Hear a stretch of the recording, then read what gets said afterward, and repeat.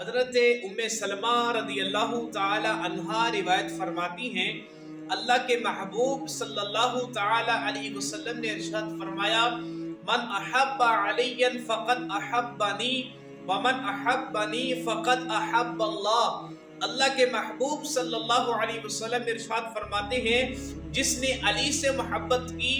اس نے مجھ محمد سے محبت کی، اور جس نے مجھ محمد سے محبت کی اس نے اللہ سے محبت کی۔ اور اگلا فقرہ کریم آقا صلی اللہ علیہ وسلم کا سنیے اور ہر بندہ اس پہ غور کرے، کیا ہمارے اندر تو ایسی چیز نہیں پائی جا رہی؟ اللہ کے محبوب صلی اللہ علیہ وسلم ارشاد فرماتے ہیں، وَمَنْ أَبْغَضَ عَلِيًّا فَقَدْ أَبْغَضَنِي وَمَنْ أَبْغَضَنِي فَقَدْ أَبْغَضَ اللَّهُ۔ اللہ کے محبوب فرماتے ہیں، جس نے علی سے بغض رکھا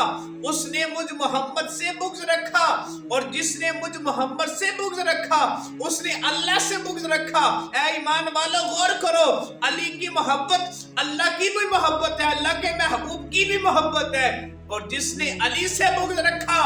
اس نے اللہ سے بھی بغض رکھا، اللہ کے محبوب سے بھی بغض رکھا۔ کامیاب وہی ہے جو علی سے بھی محبت کرتا ہے، وہ اللہ سے بھی محبت کرتا ہے، اللہ کے محبوب سے بھی محبت